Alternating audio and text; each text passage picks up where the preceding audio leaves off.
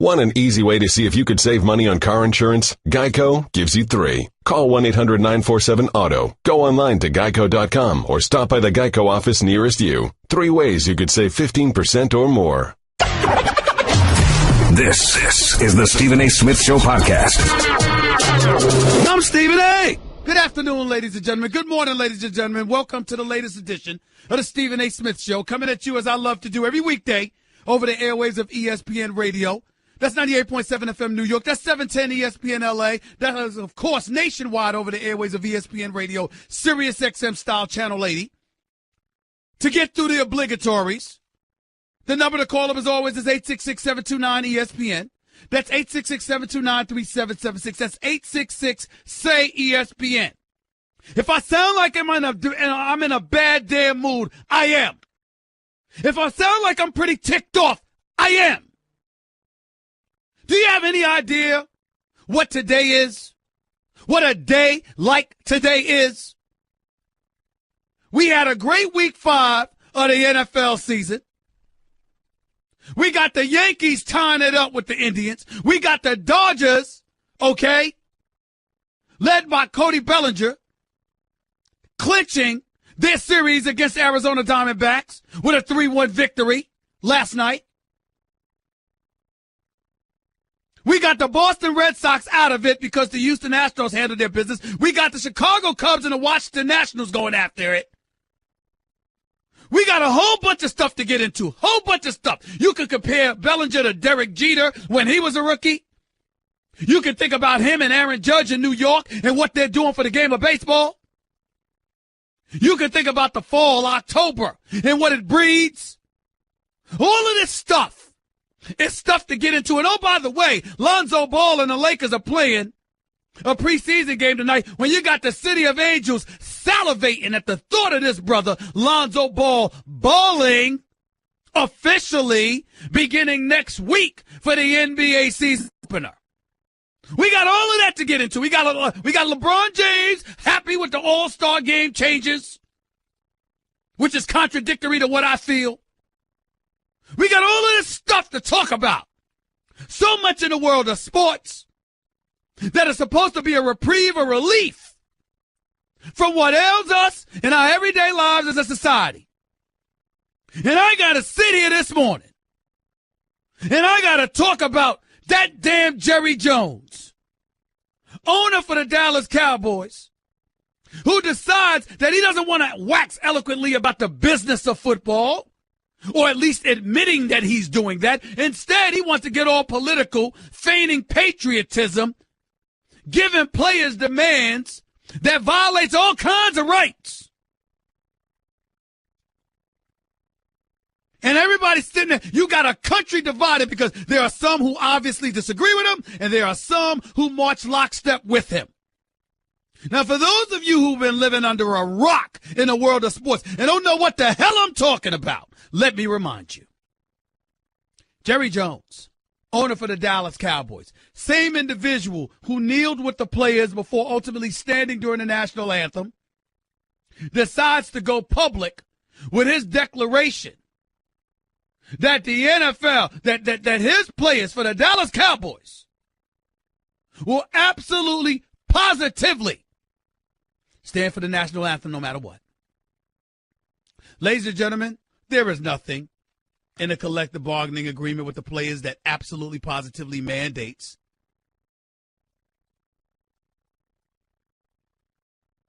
that these players stand.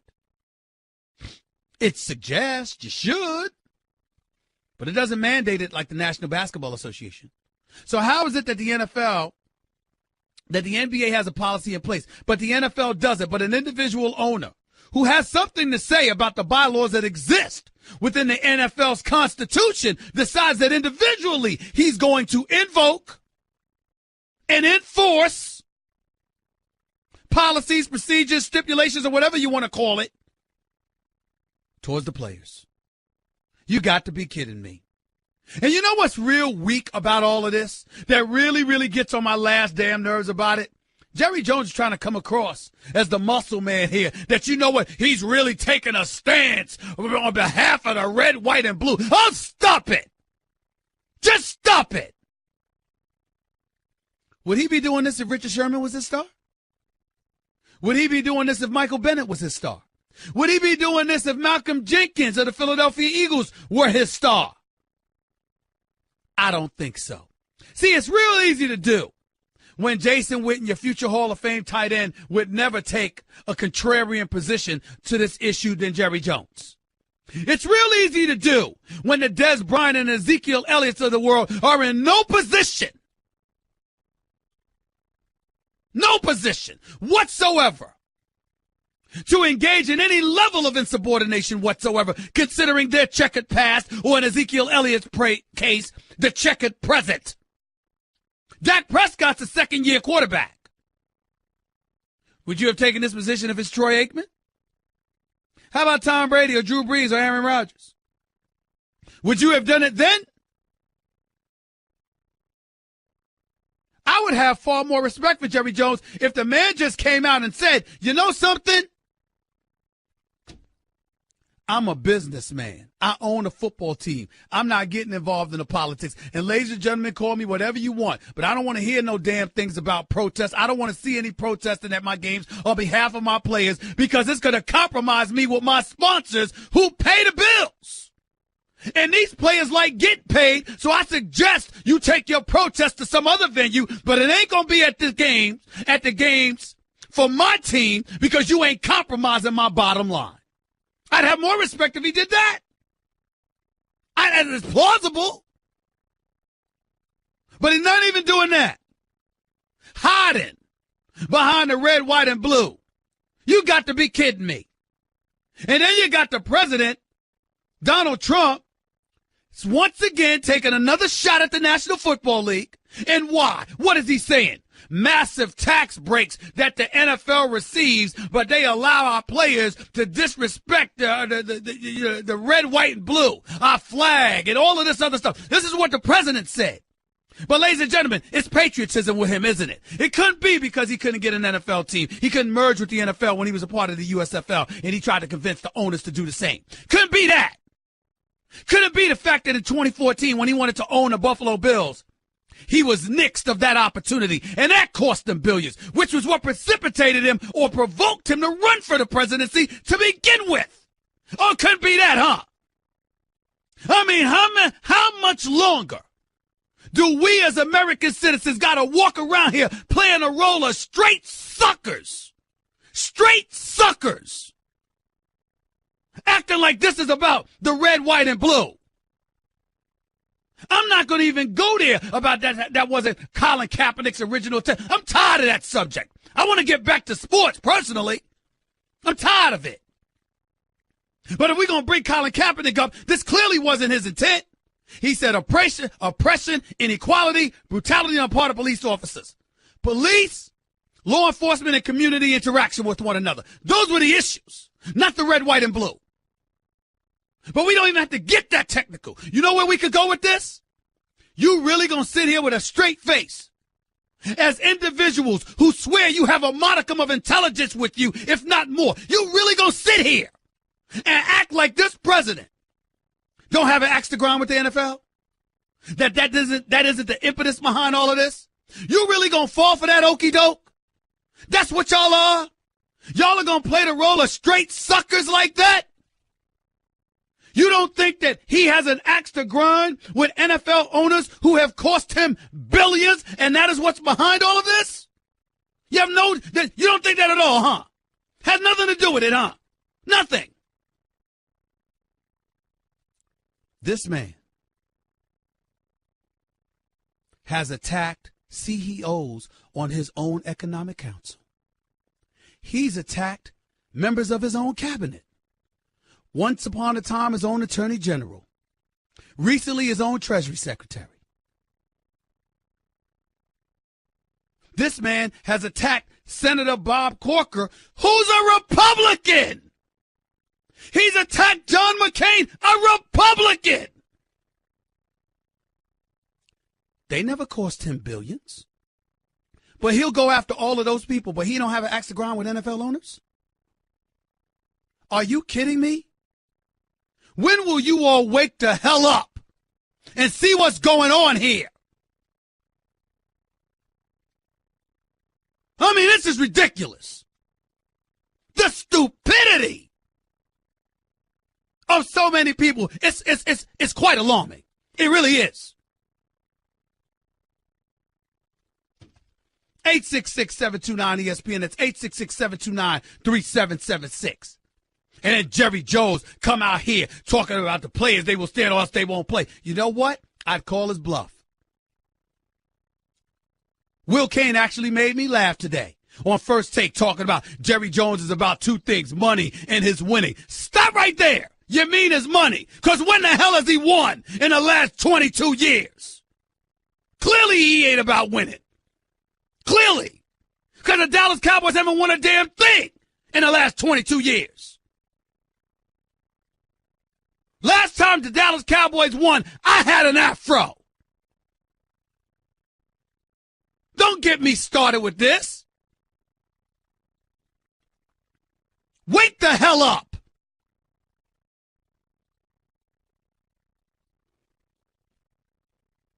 Usually I tell you to just listen to my man Joe Madison in the morning on Sirius XM, channel 126. He'll wake you up with facts, with knowledge, with lessons that he gives callers and beyond on an everyday basis. But this is the afternoon we're talking about here, ain't it? Want to be a part of the show? Hit Stephen A. up weekdays from 1 to 3 Eastern at 866-729-3776. Computer, execute 12.4p operation. Optimizing algorithm. Running encryption packet alpha 990. Oh, I don't feel so good. What is it, computer? Is it hot in here? It feels hot in here. I feel a little clammy. I should lie down or something. A computer with a virus? Surprising. What's not surprising? How much you could save by switching to Geico. Those oysters Rockefeller were a mistake. Geico. 15 minutes could save you 15% or more. You're listening to the Stephen A. Smith Show podcast.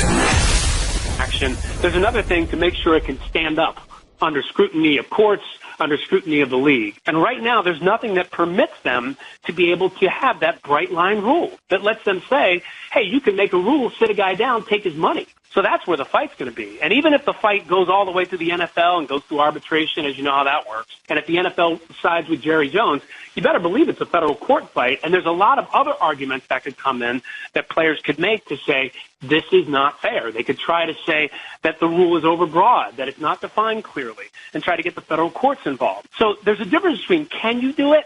I think he can do it. But can he enforce it and keep it and hold that rule in place? That's going to be a tough one. That was Ryan Smith, legal analyst for ESPN, discussing player alternatives, what they could do to offset or push back towards Jerry Jones if indeed this was a rule he tried to implement of his own. Again, it's not a part of the NFL collective bargaining agreement, which speaks to the fact that there's no violation of NFL rules here. What Colin Kaepernick did, what these players have done, is perfectly within the rules. And here's the other thing. Marshawn Lynch, beast mode, has rarely, if ever, stood for the national anthem. He has sat down, which Green Berets, who've spoken to Colin Kaepernick, articulated was the ultimate sign of disrespect. And that's why Colin Kaepernick took a knee. Isn't it amazing that nobody has said a word to Marshawn Lynch? Not a word. Nothing. Absolutely, positively nothing. One time, I think that, if I remember correctly, correct me if I'm wrong, Nuno, my producers, Nuno, Jonathan, my board op, Cat Pastor, correct me if I'm wrong. Was it one time Marshawn Lynch sitting on a cooler eating a banana? Sitting on a cooler eating a banana while the national anthem was being played, and not a word was said about him. And he's a member of the Oakland Raiders. But Colin Kaepernick can't find a job. Where's the consistency? Where is it? And then we got this thing, just the height of ignorance. Our former colleague at ESPN, Mr. Mike Ditka, getting quoted, no oppression in the last 100 years that he could tell. No oppression. This is a man that was alive during the Civil Rights era, ladies and gentlemen. He was alive when Jim Crow laws were in full effect. He was alive before the Voting Rights Act. He was alive during the riots and what happened in Selma, Alabama, and what happened in Newark, New Jersey. He was alive for all of this. He was alive for the assassination of Malcolm X, alive for the assassination of Martin Luther King Jr. No oppression in the last 100 years. These were the words that actually came out this man's mouth.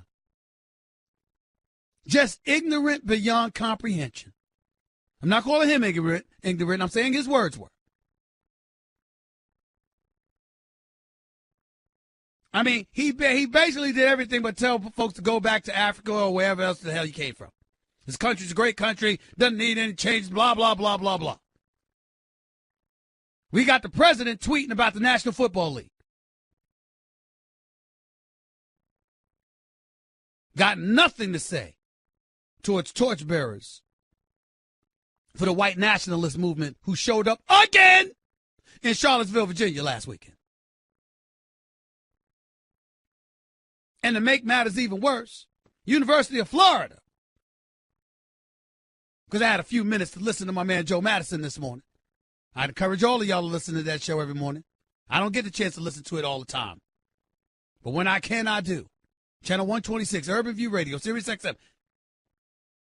I thought I heard him say something this morning about how that some dude, Richard Spencer or what have you, who's one of the torchbearers, leading the march in Charlottesville for the white nationalist group. This dude has been invited to speak at the University of Florida.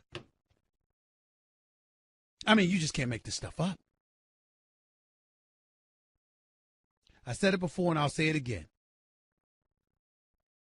Whether it's a moment or a movement remains to be seen, but I will tell you this.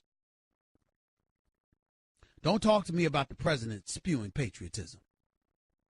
Everything about him in his 70 years on earth has shown us he cares about money, and he cares about him. And when you have the National Football League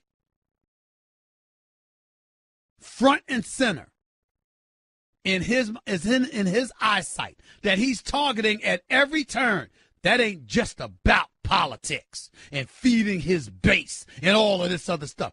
That's about him exacting retribution towards owners who didn't let them in his good old boys club. That's what that's about. He seems hell-bent on damaging the brand. And millions of Americans are allowing him to get away with it. 866-729-ESPN. Let's go to the phones. Let's go to Bob. You're live with Stephen A. Talk to me. Hello. Hey, how you doing today? I'm all right. Go ahead, Bob. Listen, I was listening to I watched your show today, and I was sort of angry because all those guys, Mike Dicker, Jerry Jones, and Donald Trump, was able to participate in the Vietnam War. None of them did. And many black men and young white men went over there and died, and they had the most violent protests this country ever seen. They burned the flag, they burned their draft card, and they went to Canada. Everybody did, but nobody got in that. But the only person they ever tried to convict that was Muhammad Ali. And all the others went and burnt their draft card, and Jerry Jones, all of them was able to participate in that war. They never did. So they can't talk about patriotism. All right, listen, that's a very valid point. I appreciate your call, Bob. Thank you so much, because I'm going to double check to make sure your points are right about Jerry Jones. And I know Donald Trump clearly didn't serve in the Vietnam War. I don't believe Mike Ditka did as well. And I'm pretty sure that Jerry Jones did, but let's double check that nugget of information to make sure it's right on point. But what I will say to you is that you make a very, very valid point. None of them served in the war. Many Americans, black, white, and otherwise, did and lost their lives doing so. People were burning the flags and all of this stuff back then, but it goes back to what my man Joe Madison has said on many, many occasions. This is not new. Not at all. You know, these protests, people taking stances and position. Tommy Smith, John Carlos, 1968 Olympics, raising their fist, and how many people followed sit-ins and protests and things of that nature. This is not new. This is not new. Somebody's trying to act like it. I wonder why that is. Guess what? You're in the middle of the Stephen A. Smith Show podcast. Damn it, I mean it! I'm not running from what I've seen from baseball. I mean, the Los Angeles Dodgers handling the Arizona Diamondbacks the way that they did, considering the way the Diamondbacks gave them trouble during the regular season. I think that's impressive, and I think that that's a good sign. I think that's a good sign. Now, I want to see the Dodgers against the Cubs because to beat a man, you got to beat the man. Who's the reigning, defending World Series champions? That would happen to be the Chicago Cubs. That's who I want to see the Dodgers go up against. Me personally. You got Kershaw. You got Jansen. You got Bellinger in the crew. Sagan, Puig, and everybody else. I want to see if you're the best. Beat the best. That's what I want to see. I want to see no damn Washington Nationals. Only reason I care about them is because Bryce Harper's there. I love my man Dusty Baker. I don't know what the hell he was doing now. Taking Scherzer out with a 1-0 lead. You don't take Max Scherzer out. You just don't. Man ain't give up a run. You don't take him out. I would not have done that. But that's me. As it pertains to the Yankees, look, nice to see Aaron Judge come out of his slump with that 2-out, 2-run double. Okay, Todd Frazier do the same. That's a good sign. Severino made up for his debacle, the atrocious performance in that wild card game against the Minnesota Twins when he couldn't even last more than a third of an inning. To pitch 7 innings, to strike out 9 last night. Very impressive. Dylan Betances, I'm very concerned about him. But Conley showed up and handled his business. And I'm just of the mindset that, listen, it's 2-2. It goes back to Cleveland tomorrow night for deciding Game 5. Cleveland should be the favorite. I can't imagine that Kluber will pitch like garbage for a second time in this series. But I got to tell y'all, I'm going to hold out hope that the Yankees can pull this off. I want a Yankees-Dodgers World Series. I'm unapologetic about it, even though the Houston Astros is going to be something to deal with if the Yankees get past Cleveland in this series. Houston's special. But we shall see. We shall see. 866-729-ESPN. That's 866-729-3776. Let's go back to the phones. Furman, you're live with Stephen A. What's up? Yes, sir, Mr. Smith. How you doing today, sir? I'm all right. Go ahead. Hey, brother. Real quick on this flag debacle. The 25-year retirement, it doesn't have anything to do with the flag. It doesn't affect their community, so they're just coming up with an excuse because they don't want to discuss the real problems. Now, I don't know if anyone's ever told you this or you may have seen it, but every morning on every U.S. military base in the world at 8 o'clock, colors go up. If you standing outside, you stop doing what you're doing and you salute the flag. If you driving a car, you stop in the middle of the road until reveille is done. At 7:55, they give you a warning letting you know in 5 minutes, colors. When that warning goes off, it's like you cut the light on, the roaches start scattering. Military personnel running to get in the building so they don't have to salute that flag at 8 o'clock. That's disrespectful. And if any military man or woman call and tell you they haven't done it, trust me, Mr. Smith, they're lying. We've all done it. So your point exactly is what for my listeners? My point is what is your point? My point is this. Kneeling doesn't have anything to do with disrespecting military personnel, doesn't have anything to do with disrespecting the flag. It's all about what's going on in this country. And they have the constitutional right to have a peaceful protest because every military personnel raised their right hand and swore to defend the Constitution, not the flag, not the anthem. And that Constitution tells us. I got it. I got your point. And I appreciate your call. Thank you so much. Ladies and gentlemen, we have something that was released in the last 30 minutes. According to our very own Adam Schefter, he has obtained a letter to chief executives and club presidents of each NFL team from Commissioner Roger Goodell. Adam Schefter got this to us 30 minutes ago. I will read the letter to you in its entirety. We live in a country that can feel very divided. Sports, and especially the NFL, brings people together and lets them set aside those divisions, at least for a few hours. The current dispute over the national anthem is threatening to erode the unifying power of our game and is now dividing us and our players from many fans across the country. I'm very proud of our players and owners who have done the hard work over the past year to listen, understand, and attempt to address the underlying issues within their communities. At our September committee meetings, we heard directly from several players about why these issues are so important to them and how we can support their work. And last week, we met with the leadership of the NFLPA and more players to advance the dialogue. Like many of our fans, we believe that everyone should stand for the national anthem. It is an important moment in our game. We want to honor our flag and our country, and our fans expect that of us. We also care deeply about our players and respect their opinions and concerns about critical social issues. The controversy over the anthem is a barrier to having honest conversations and making real progress on the underlying issues. We need to move past this controversy, and we want to do that together with our players. Building on many discussions with clubs and players, we have worked to develop a plan that we will review with you at next week's league meetings.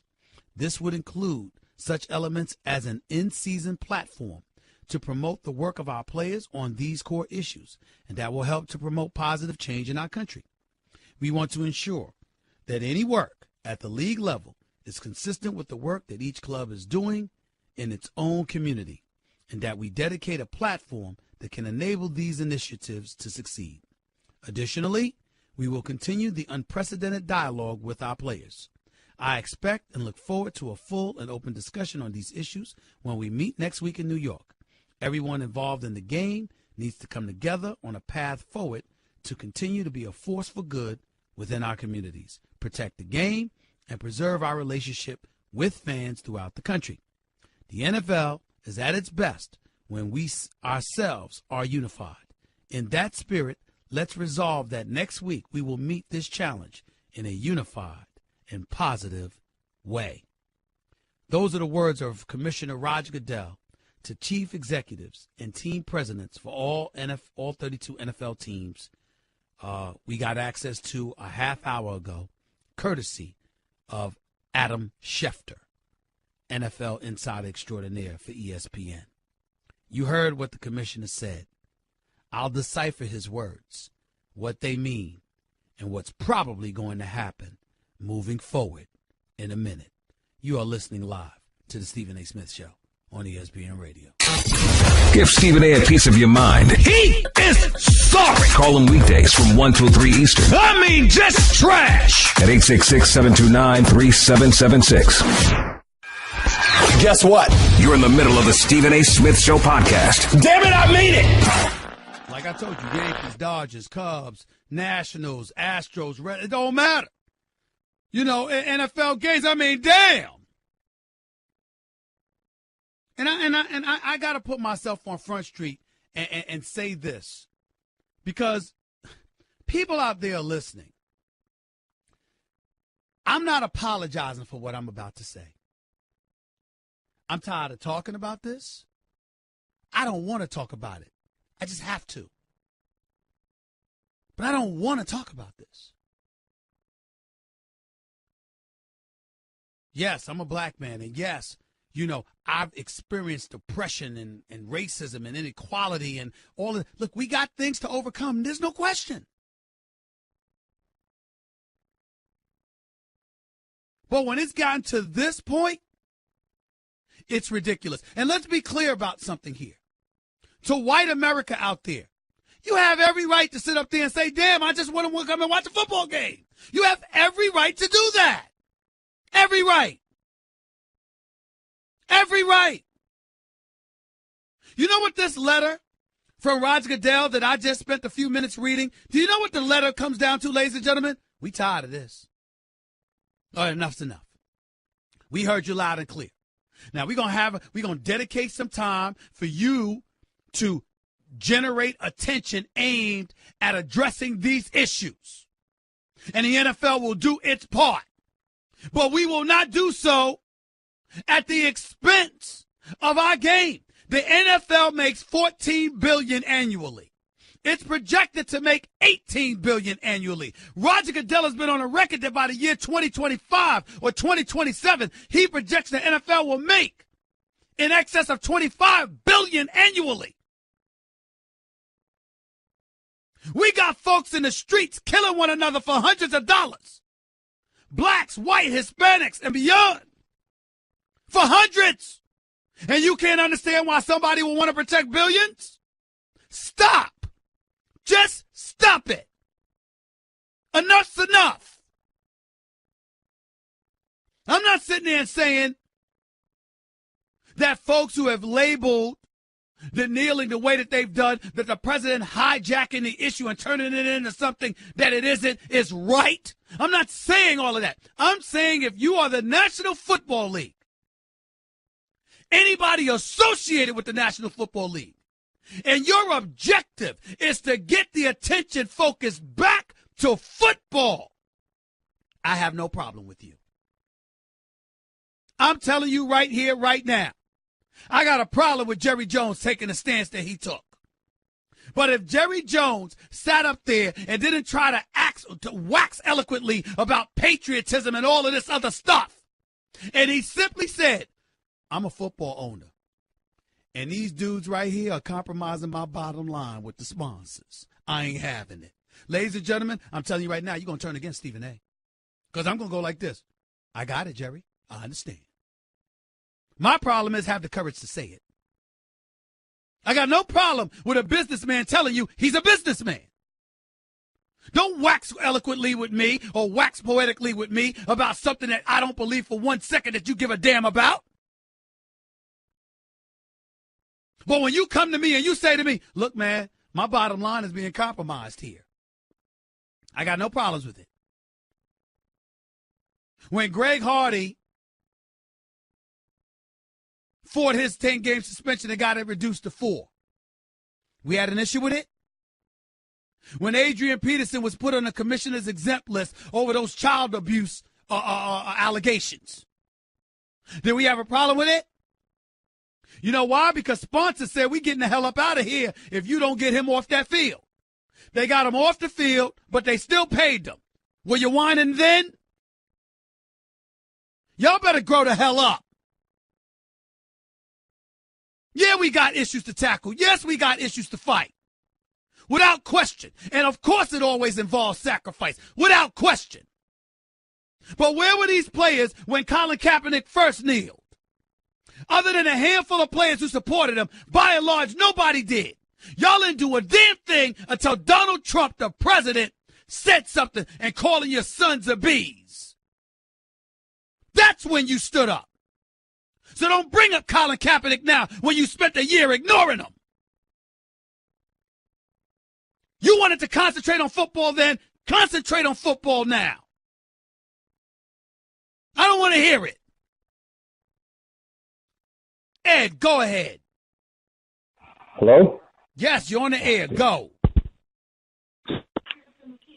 Ed, go ahead. Stop talking to your family. You're on the air, man. Go ahead. Okay, listen, Brother Steve, first of all, I want to thank you, man. I want to thank you for real standing up for what it is that's going on in the country. I appreciate all of that, but I got to rush you because you only got like a minute. Go ahead. Listen, my issue is with Will Cain and white folks who don't understand what they're saying. They keep trying to say we're not attacking the character. We only can go by what people say. I can't go by what a person intended. If somebody shoot me, I can't say, well, he didn't mean to shoot me. I got to go by the results of his actions. And what the coach did and what the owner is doing, we're going by their actions, not their intent. And Will Cain need to quit worrying about character assassination by saying, here's my problem with you. Stop. Here's my problem with you. You calling in the Stephen A. Smith Show. Zero your focus in on me. Most people don't know Will Cain. They're just learning Will Cain. You're assuming they know him and they know his position, and everybody doesn't know that. You called into the Stephen A. Smith Show. Stop calling in about other people that some people may not know. Focus on the subject at hand or the person you're talking to, please. Go ahead. Anyway, Stephen, I appreciate, and let me say it again for everyone to hear. You're making a stance on our platform that is some people are getting suspended, some people are losing their jobs, some people are doing a lot of things. Jamel Hill comes to mind. I appreciate everything you're doing. Keep up the good work, brother. I've been listening to Madison for 4 years. I just want to give you some encouragement to keep speaking out. I appreciate it. Thanks a lot. But all of us don't feel the same exact way. And there's a lot of things that I can't touch on, and trust me, I want to, but I can't. Believe that. But in the end, what it comes down to is that, listen, we can't knock business people for being about business. Knock Trump and the vice president for politicizing things and trying to change the narrative and the focus, hijacking it essentially. Knock them for that. Knock Jerry Jones for trying to act like he's political and patriotic when he's all about business. But if he decides to admit that he's about business, don't hold that against him. Because I'm here to tell you, you compromise people bottom line, they're going to do what they can to protect it. Hour number 2 up next with Stephen A. on ESPN. That's just a sample of what you'll hear on the Stephen A. Smith Show. Weekdays at 1 p.m. Eastern on Sirius XM Channel 80 and the ESPN app. Want an easy way to see if you could save money on car insurance? Geico gives you 3. Call 1-800-947-AUTO. Go online to geico.com or stop by the Geico office nearest you. 3 ways you could save 15% or more. This is the Stephen A. Smith Show podcast. I'm Stephen A. Hour number 2 of the Stephen A. Smith Show, here with you for the next hour over the airways of ESPN Radio, Sirius XM style, Channel 80. Number to call up as always is 866-729-ESPN. That's 866-SAY-ESPN. Lots of stuff to get into. I mean, when I think about these protests and everything else, I just get so ticked off that I even got to talk about it. I'm just thinking about so many of the stories. How about Eli Manning and the slippage? How about Odell Beckham Jr. being out for the season and whether or not the New York Giants should just have a complete overhaul? How about the New York Jets winning more game than the Giants? And when we walked into the season thinking the Jets were going to be tanking everything and the Giants were going to win the NFC East, instead now the Giants are in position to pursue Sam Darnold out of USC. How about that? How about that? How about Jared Goff and the Los Angeles Rams wetting the bed a little bit against Seattle, even though it was a highly competitive game this past weekend? How about that? How about the Chargers finally winning the game against those New York Giants? How about that? How about that? How about what teams exist that we should actually put a fork in? How about that issue? How about touching on that?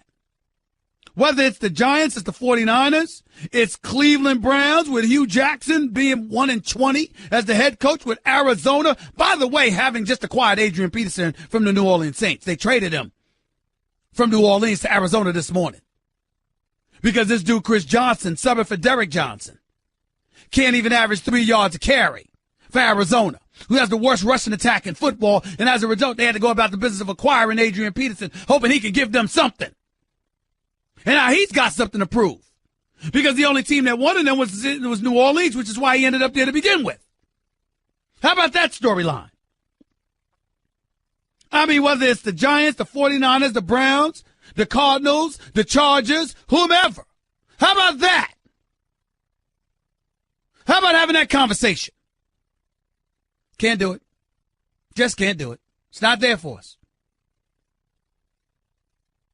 How about talking about the Cowboys instead of Jerry Jones and him demanding that the players stand? Maybe he's trying to draw attention and win headlines on something other than actually winning football games because he knows his team is not going to win this year. How about that? Mind you, I already brought up baseball. Nobody wants to talk baseball, huh? Nobody wants to talk about how good these Dodgers are looking right now, huh? Nobody wants to talk about that. Nobody wants to talk about how the Yankees were down 2-0 after Joe Girardi wet the bed by not challenging a call against Cleveland where the ball hit the tip of the bat instead of the pitcher and ultimately loading the bases, and then a grand slam was given up to this kid Lindor by Chad Green. And if Joe Girardi had made the right call, series might be over. And now he had to humble himself and acknowledge he just messed up. It was a bad night at the office. And you had these idiots out there calling for him to be fired. Joe Girardi's a great manager. And he's an upstanding man. And he has no business being talked about in that fashion. New York should be lucky to have him. But we ain't talking about that. Or how the Yankees have come back from a 2-0 hole and they've now tied the series 2-2 against who some believe to be the best team in baseball in the Indians, because even though they won 2 games less than the Dodgers, they think they're better than the Dodgers. Nobody wants to talk about that, huh? Nobody wants to talk about the Cubs. Here they come. Joe Maddon and the crew. Or how Dusty Baker sat up there and took Max Scherzer out of the game. Scherzer, of all people, who hadn't even given up a run, and you took him out the game. Nobody wants to talk about that, huh? That's not important. Oh, we want to talk about these damn protests. And if you're wondering why me, as a black man, is tired of talking about these protests, you know why? Because it's not about the anthem. I refuse to allow people to believe it's about the anthem or disrespecting the flag. It's about what Colin Kaepernick said it was about.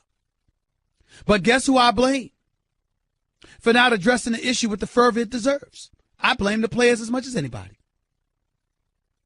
You can kneel all you want to. What you doing about it?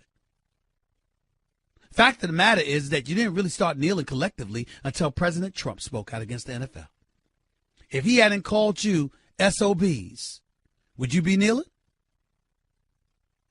Would this be a national firestorm? This isn't in support of Kaepernick. This is in support of you, who's defending yourself against what the president called you. That's what this is about. Which is why he has successfully hijacked the issue, at least for the moment. That's what this is about. Everybody want to get in an uproar. Start playing chess instead of checkers. Maybe I'll support it more. Think.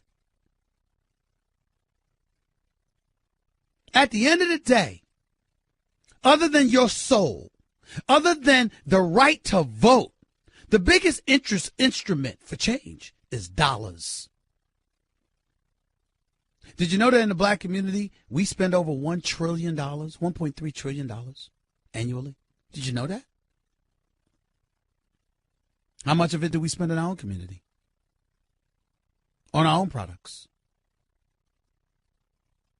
And oh, by the way, when we get that money, think about this for a second. See, one of the things that I'm unapologetic about, and I will stand up here, you call me whatever you want. Let me tell y'all something about me. I can be as loud as they come. I can be as forceful and rebellious as they come. But I make no apologies by making sure that the first priority is doing my job and also representing my company first. Just like those players, as much as they want to look out for themselves, they have an obligation to represent the National Football League. I have an obligation to represent ESPN and Walt Disney. I don't work for myself. I got my hand out for that check that I receive twice a month. And if you are at your job, so do you. And this notion that you get to do what you want to do, when you want to do, how you want to do it, while you got your hand out for somebody else's money is stupid, because it's ineffective and will never be sustainable. I was listening to the Joe Madison show this morning, and I bring him up because of my admiration and respect for him, even though I also listen to my girl Karen Hunter, just like I listen to my man Mark Levin and Sean Hannity with his crazy self. But let's understand something here. There was a caller that called in this morning to Joe Madison. And this brother they don't call him a Black Eagle for nothing. And he's a lion. Fearless. And even he said to one caller, let me make sure I check with my lawyers first before I allow you to go to such and such a place, because I have to make sure there's nothing that's violated in terms of company policy. I'm paraphrasing that last part because I'm assuming that's what he meant. What I'm saying to you is that we all have people to answer to.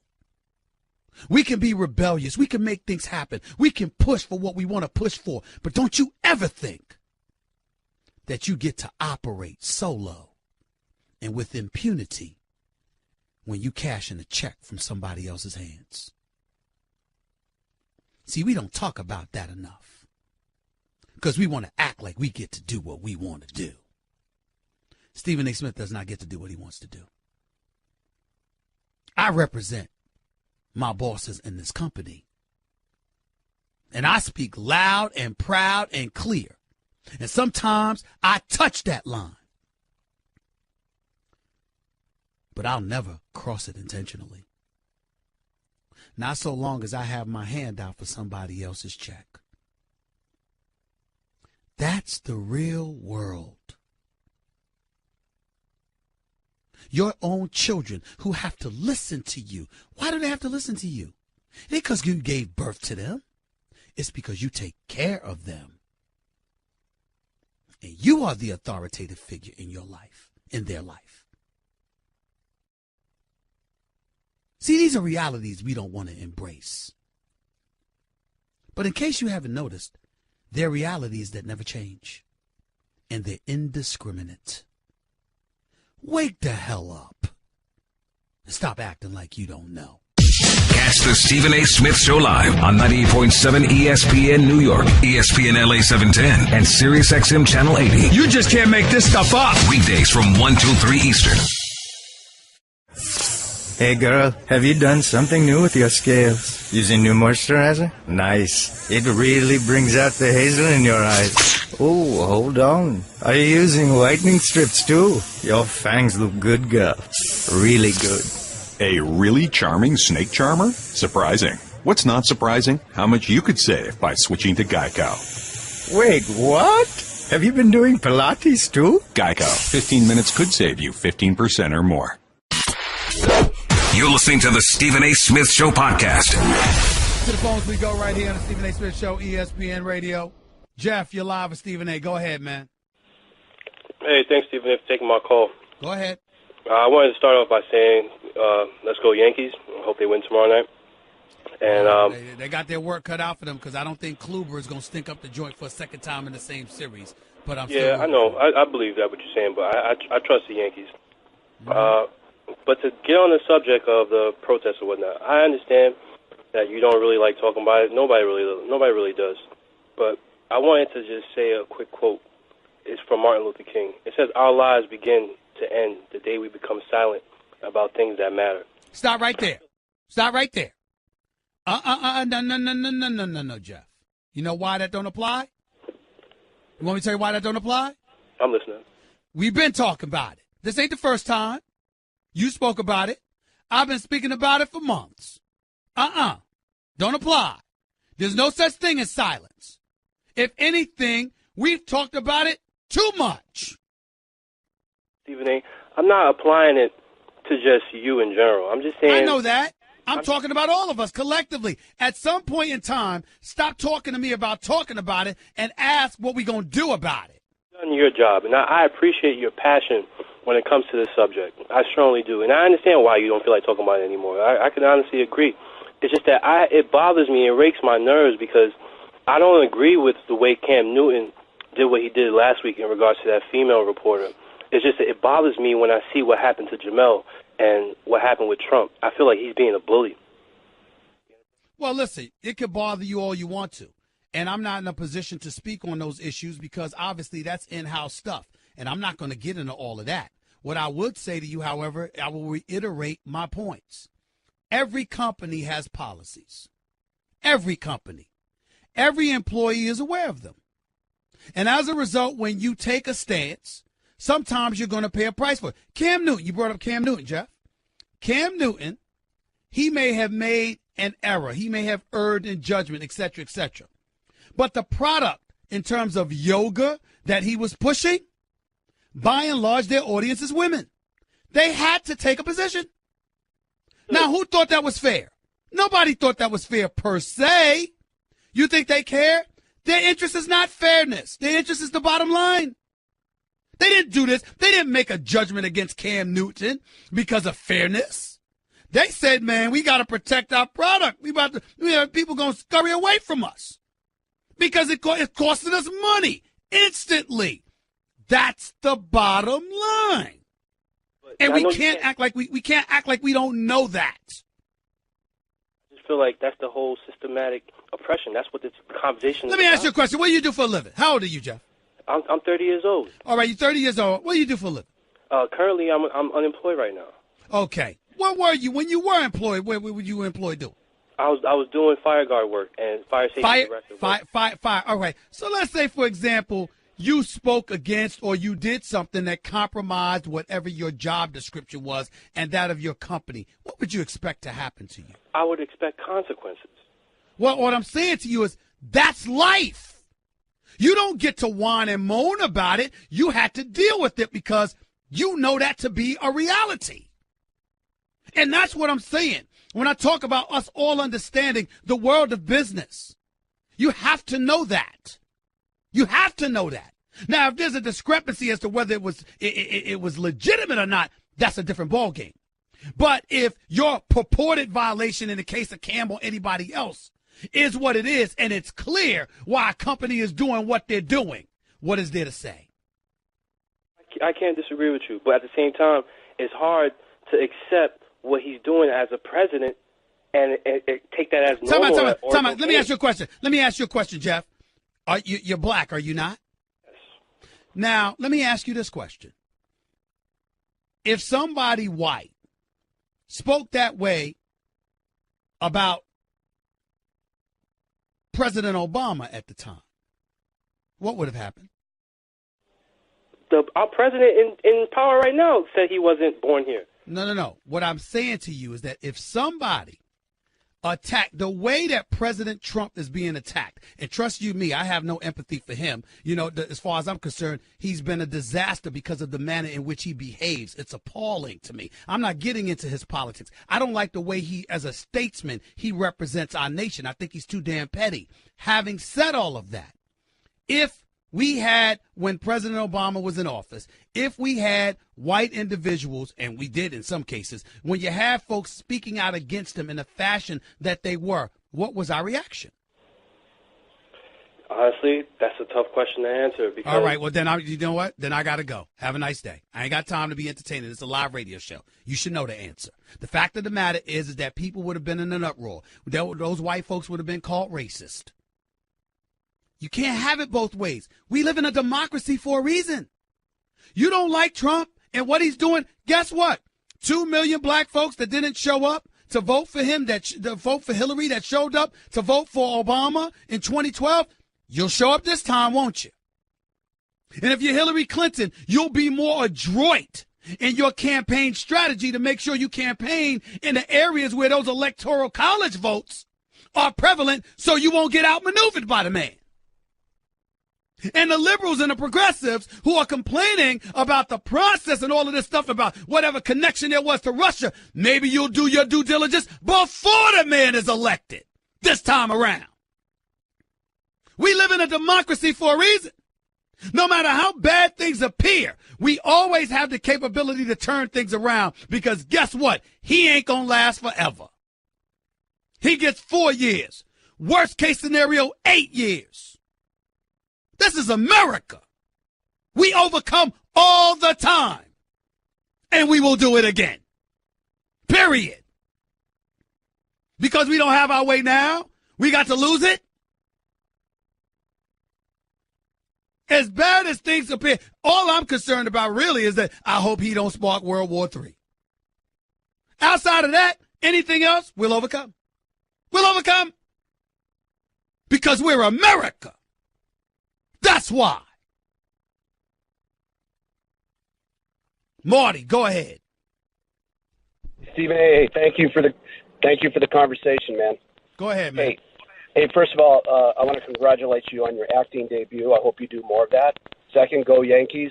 And the point I want to make is that everybody wants to talk about Martin Luther King and his speeches, but what's really behind the man? The man is about a God. Where's God in this situation?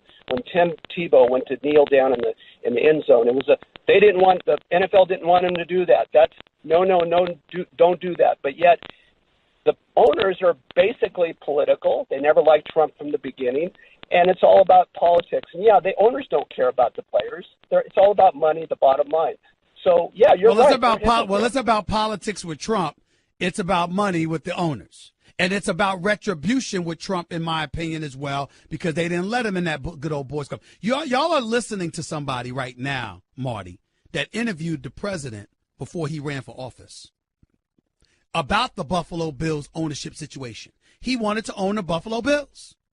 He thought that he had a good shot at getting it. It didn't happen. And he believes the owners cost him that. Now, there's everything about him that tells you retribution's a part of his MO. As petty as it may be. Everything about his resume tells you that. Or everything about his history tells you that. Why would we think any differently now? The sinner, and so is the rest of the NFL players, and we're all sinners. So where's God in all this? How come we can't kneel down and turn the flag? I heard you the first time. There are certain people that don't weigh God as heavily in their lives as you do. It's unfortunate, but we both know that's true. Make another point, my brother. The point is how about not being hypocritical and allowing a player to kneel down in the end zone? They're not going to do it. Now what? They're not going to do it because it's bad for business, which you just admitted a few minutes earlier. Because it's bad for business. You know that. I know that, Marty. Why are you acting like you don't know this? But that's where our values have gone. But that's where it's been, Marty. That's where it's been. Now what? Well, then let's listen to Martin Luther King and talk about God when we speak about him. It's all about his great speeches. I got you. I got you. Have a nice day, Marty. This is not church. When I'm in New York, I go to the Christian Cultural Center. I listen to my man, Pastor A.R. Bernard, who I've known for over 22 years, and I love dearly. He's my spiritual father. Marty, I didn't mean to cut you off. I know you're not wrong. But it's not reality to think that people are going to do that. They're not going to call up a radio show and say, let's talk about God. They're not going to do that. So you stood on hold and wasted your time. Guess what? You're in the middle of the Stephen A. Smith Show podcast. Damn it, I mean it! I need to say something to y'all personally, because we all know what ESPN personally is in the news for today as it pertains to my colleague and friend, Jemele Hill. Let me state something very, very clear. For those clamoring for me to say something on Twitter, let me be clear. Kick rocks. She is my colleague and friend. This company employs me. What I'm doing and what others are doing and how we're expressing ourselves behind the scenes is none of your damn business. You want to think that because somebody doesn't go off on Twitter that they don't have a position? Be the new fool that you are. It's an internal matter. It's none of your damn business. Does ESPN want us talking about these things? Of course not. But that applies to anything or anybody involving company business because it's company business. And when you see stuff in the blogosphere or you see stuff on Twitter or anything like that, you know what that is? That's a violation. Because none of us are supposed to do it to any of us. Period. That much I will say. You can call me whatever you want. You can kiss my you-know-what. I know what I do. I know the battles I fight. You hear me on radio every day. You hear me on First Take every day. You know what I bring to the table. But when it comes to in-house matters, if you'll recall, you didn't hear me comment on my own suspension. When Hugh Douglas was let go, you didn't hear anything from me. When folks were laid off, you didn't hear anything from me. Other than wishing them the best and Godspeed and nothing but love for them and speaking about them with deference, with reverence, and with love. The in-house particulars are none of your damn business. You got an issue with that? The name is John Skipper. He's the president and the boss. And at his choosing, the spokesman for issues pertinent to our company. Now, if he had a problem with me addressing him, that's different. But he doesn't have that problem. His door is always open to me. And when we talk about what it is we talk about, I will never violate my private conversations with him. You don't like that? I'll say it again. Kick rocks and grow the hell up and come to me when you want to talk about your boss or company and let me give you an education on what teamwork really entails. That's all I'm going to say about that. Don't start none, won't be none. Derek, you're live with Stephen A. on ESPN Radio. What's up? Derek, you're on the air. Go ahead. Thank you for taking my call, sir. Yeah, you got a lot of wind, though, Derek. You got to roll up your window or something, brother. Listeners Well, are I'm listening sorry, to you. sir. I'm an over-the-road truck driver. Can you hear me now? Yeah, go ahead. I'm going to try. Go ahead. Oh, okay, message to the NFL players. From the common black man from the inner city of Cleveland, Ohio. Stand up for me. Have a voice for me. There's no cameras where I come from, Mr. Smith. I'm not calling to contradict, but I'm telling them NFL players, even though you told them to stop because you're ready to get back to football, football doesn't matter to me no more. I need to have I need them to do this. I need Stop right there, Derek, because I got a question for you. Can you hear me? Yes. If they had never protested, ever, if they had never protested, and they just had gone about the business of playing football every single weekend, would you have the same position? Absolutely. I would be a little bit Eric, Derek, let me say this to you. I'm going to say this to you respectfully, and I'm going to give you an opportunity to respond. I think you're lying. You want me to tell you why I think you're lying, Derek? Because the reason you're thinking about it all is because they've been doing it. You have to remember something. I'm not telling them to stop kneeling. I'm not telling them to stop protesting just because I'm tired of talking about it. I'm saying that the issue has been hijacked. You're not talking about what the original intent of the protests were. We're talking about them responding to Trump calling them SOBs. We're talking about the red, white, and blue, the flag. That's not what the issue was about. That's what I'm tired of talking about. You want to talk to me about oppression and inequality and brutality on the part of law enforcement officials and the issues that really permeate us as a society and a community? Oh, we can talk about that all day. That's not what we've been talking about. That's what I'm tired of. I understand that, Mr. Smith, but don't fall for the banana in the tailpipe. I'm not the president. You don't know. You don't fall for the banana in the tailpipe because you want them to continue protesting at their expense, jeopardizing their careers, but you don't have an end game. That's the problem.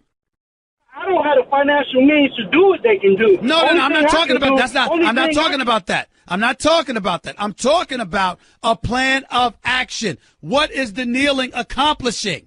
What is it accomplishing? What's the goal? What's the end game? That's what I'm talking about. There isn't one. What is accomplishing when I have to explain to my son why they're kneeling? He understands now. He's 12 years old. That's how I fight it, by raising my son to teach him. Let me ask you a question. Well, if they did it already, let me ask you a question. When did you explain this to your son? Oh, since you already said I was lying.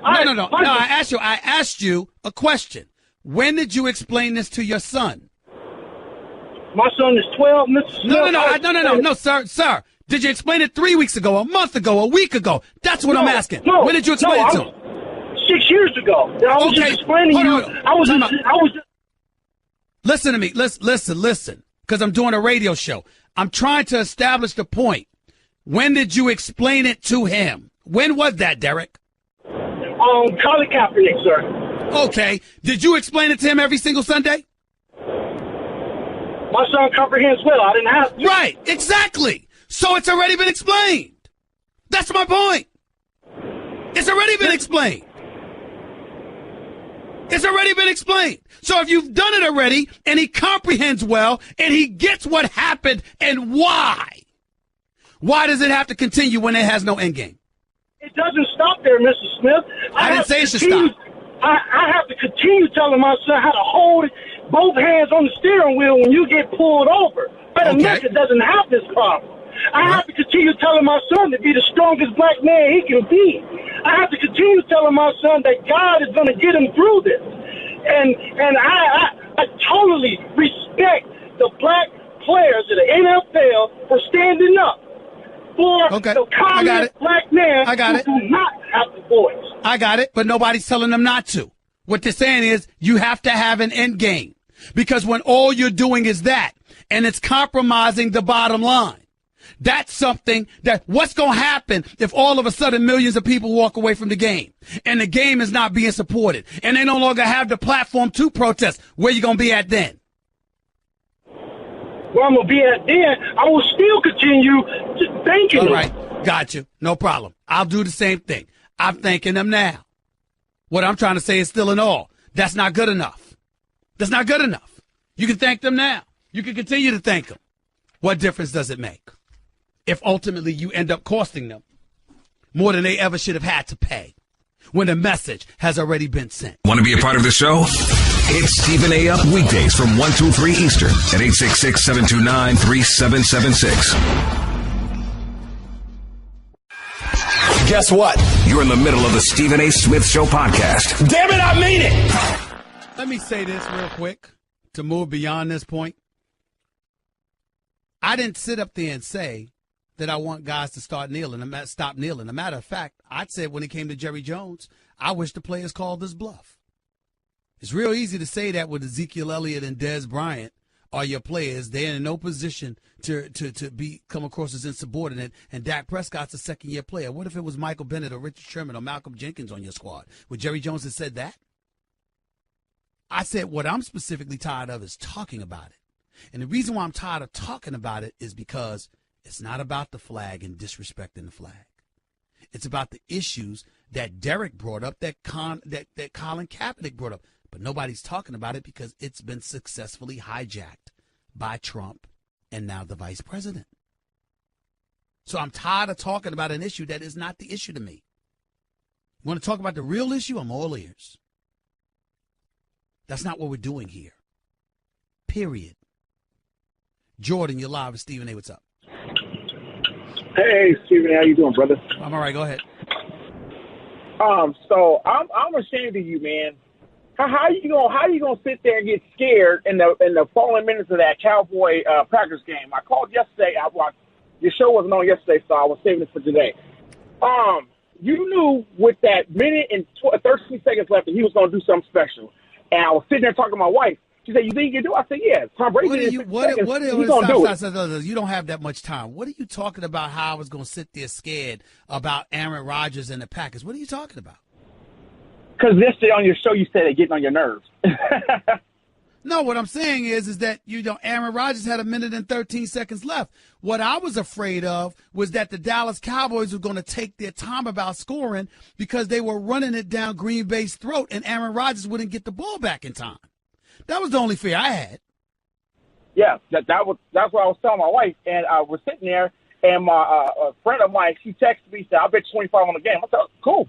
And I said, "Well, I see what happens." This is when the Packers was already down, and I knew what Aaron Rodgers was going to do, and I knew he was going to make magic happen. Can I ask you a question? Can I ask you a question? How did you know what he was going to do when you didn't even know if he would get the ball back because the Dallas Cowboys were running down Green Bay's defense's throat, and on top of it all, they were running out the clock? How did you know he was going to even get the ball back?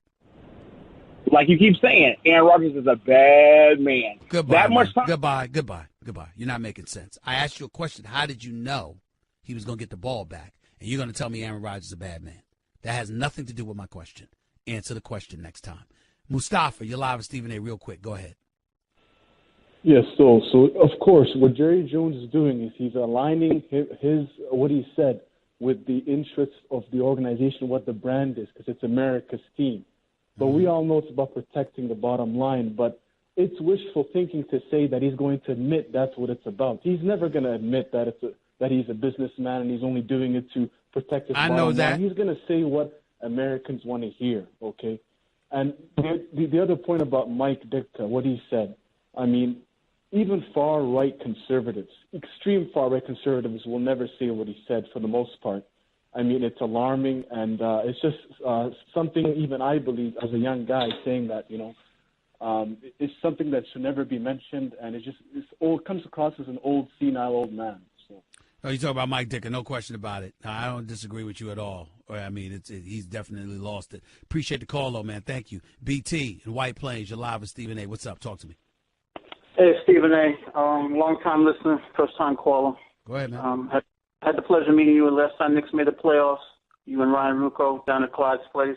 Appreciate it. Sincere condolences to your mom. She was great. I had a great one. I know what this feels like. And early happy birthday to you. In terms of Cowboys being America's team, they could never be America's team for me. I'm a Green Bay Packers fan from the days of Lombardi. Also, the Knicks, I felt hopefully they're going the right direction now that they got rid of Phil Jackson. I thought he had a heart from New York when this triangle should have been Chicago, L.A., New York, but it wasn't there.